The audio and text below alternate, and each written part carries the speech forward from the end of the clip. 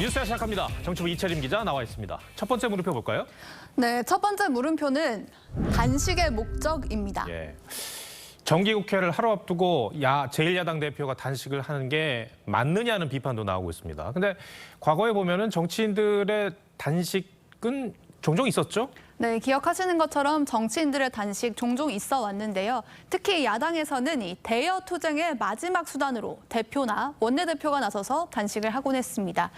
실제로 최근에 문재인 정부 시절에 2019년에 황교안 당시 자유한국당 대표가요, 고위공수처 설치나 연동형 비례대표제 국회 처리를 막겠다면서 청와대 앞에서 단식을 벌인 적이 있었고요. 네. 또 김성태 원내대표의 경우에는 드루킹 특검을 관철하겠다면서 국회 앞에서 노숙 농성을 단식을 벌이기도 했습니다. 또 거슬러 올라가면 이명박 정부 때 정세균 대표는 미디어법 처리를 중단하라며 단식을 하기도 했습니다. 네. 그러니까 이번에도 야당 대표가 단식을 하는 건데 대여 투쟁이라고 봐도 됩니까? 일단 이재명 대표가 공식으로 내건 이 명분은 대여 투쟁의 일환으로 볼 수 있을 것 같습니다. 한번 들어보시죠. 대통령은 민주주의 훼손에 대해 국민께 사죄하고 일본 핵 오염수 투기에 대해서 반대 입장을 천명하고 국제해양법재판소에 제소하십시오. 다만 이재명 대표는 정확히 어떤 상황이 되면 단식을 그만두겠다는 일명 출구 전략은 명확히 밝히지 않았습니다. 특히 이 대표가 내건 이 민주주의 훼손이나 전면적 국정 쇄신은 정치적 견해에 따라서 의견이 다를 수밖에 없는 데다 정확히 뭐가 문제라는 건지 좀 불분명하다 이런 평가가 많습니다. 또 일본 핵 오염수 방류를 반대하는 단식이라면 이미 일본이 방류를 시작한 시점인데 늦은 거 아니냐 이런 평가도 나옵니다. 그렇다면 단식에 다른 목적이 있다고 볼 여지도 있겠어요. 네, 지금 이 대표를 둘러싼 사법 리스크를 감안하면은 그럴 가능성도 있습니다. 무엇보다 검찰 출석이 임박한 상황에서 돌연 단식을 선언한 것이 대여 투쟁을 넘어서 대검찰 투쟁의 성격이 짙다는 해석이 나오고 있는 건데요. 실제 민주당 지도부의 한 의원은 이 대표가 단식 얘기를 꺼냈을 때 지도부 대부분은 출구 전략이 없다는 이유로 반대했다면서 그런데도 이 대표가 검찰 수사가 일상화됐다면서 단식을 재차 제안했다고 전했습니다. 단식에 나서면서도 본인의 SNS에 수시로 이 촛불 집회 또 오늘 있었던 오염수 집회 소식 등을 올리면서 힘을 모아달라고 동참을 호소하고 있고요. 지지자들은 이 대표의 단식장 주변으로 몰려와서 지지를 외치고 있습니다. 대표님, 저희들도 금식하고 있어요. 저도 같이 그릴게요. 같이 굶지 마세요.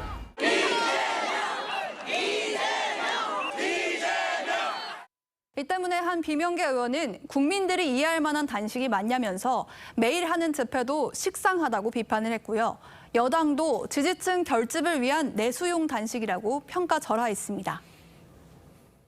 이재명 전 성남시장의 개딸 결집을 위한 내수용 단식은 실체적 진실 앞에 위축된 쫄보 행보일 뿐입니다. 네. 첫 번째 물음표 정리해 주시죠.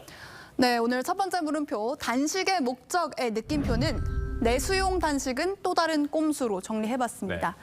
박지원 전 국정원장이 이번에는 이 대표의 단식을 지지했는데 불과 몇 년 전에는 21세기 정치인이 절대 하지 말아야 할 투쟁 방법으로 단식을 꼽았던 적이 있습니다. 삭발해봐야 머리 길고 단식에서 죽은 사람 없어요. 20세기형 구석기 시대 투쟁 방법은 지양하라 이거예요.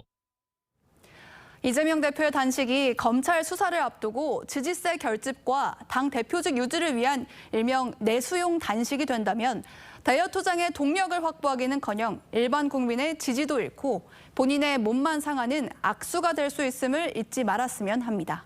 알겠습니다. 두 번째 물음표는 뭡니까? 네, 두 번째 물음표는 5%포인트의 낙폭입니다. 예, 5%포인트. 여론조사 얘기인 것 같아요. 그러니까 민주당의 경우 이재명 대표 취임 이후에 최저 지지율을 기록했다는 여론조사 결과가 나왔죠. 지난주 조사와 비교해서 여당 지지율은 변화가 없었지만 민주당 지지율만 한 주 사이 5%포인트 떨어져서 이재명 대표 취임 1년 만에 최저치를 기록했습니다. 여론조사 지지율이라는 게 이제 추이를 보는 성격이 크고 또 왔다 갔다 하기도 하는데 이번에는 낙폭이 꽤 커요. 그렇습니다. 특히 민주당의 이 전통적 지지층이라고 할 수 있는 3040의 지지율이 크게 빠진 것이 눈길을 끕니다. 일주일 전에 민주당을 지지한다고 답한 30대는 36%, 40대는 45%였는데요. 이번 주 조사에선 30대가 20%, 40대는 36%로 각각 16%포인트, 9%포인트 떨어졌습니다. 그러니까 어떤 이유로 이렇게 빠졌다는 분석이 나옵니까? 네, 지난주에 이재명 대표의 단식 투쟁 시작, 그리고 민주당이 김남국 의원에 대한 제명안을 부결시키는 투표를 한 것 등이 민심 위반에 영향을 미친 거란 분석이 나옵니다. 다만 전체 지지율은 오차범위 내에서 변화하긴 했고요. 또 일시적 추세일 수도 있어서 정확한 추이를 파악하는 데는 좀 더 시간이 필요해 보입니다. 그런데 이렇게 지지율 빠지는 게 야당뿐만이 아니라 여권에서도 비슷한 양상이라면서요? 그렇습니다. MBS가 이번 주에 발표한 윤석열 대통령의 국정수행 지지도 역시도 직전 조사보다 5%포인트 하락했습니다. 또 이번 주 한국갤럽의 조사에서도 윤석열 대통령의 국정수행 지지도가 긍정평가는 1%포인트 하락한 33%, 부정평가는 2%포인트 오른 59%로 낙폭은 적었지만 하향 추세는 비슷했습니다. 특히 부정평가 가운데에는 후쿠시마 오염수 방류 문제를 이유로 꼽은 응답자가 21%에 달했고요. 우리 해양과 수산물이 오염될까 봐 걱정된다는 응답이 75%, 또 수산물을 먹기가 꺼려진다는 응답도 60%에 달해서요. 이 후쿠시마 오염수 관련 정부 여당의 대응 방식을 다시 고민해야 되는 거 아닐까, 이런 분석도 나옵니다. 이래서 내년 총선에서 두 거대 양당 심판론이 나오는 게 아닌가 싶습니다. 그런 말까지 알겠습니다. 두 번째 물음표도 정해볼까요? 네, 두 번째 물음표 5%포인트의 낙폭의 느낌표는 잘하기 경쟁 하자더니로 정리해봤습니다. 지난 3월에 여야 대표가 처음 만났습니다. 이때만 해도 민생을 위해서 서로 잘하기 경쟁하자 이렇게 머리를 맞댔던 것 기억하실 겁니다.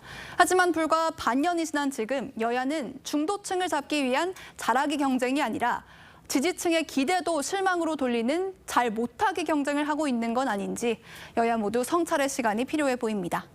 네, 이채림 기자 잘 들었습니다.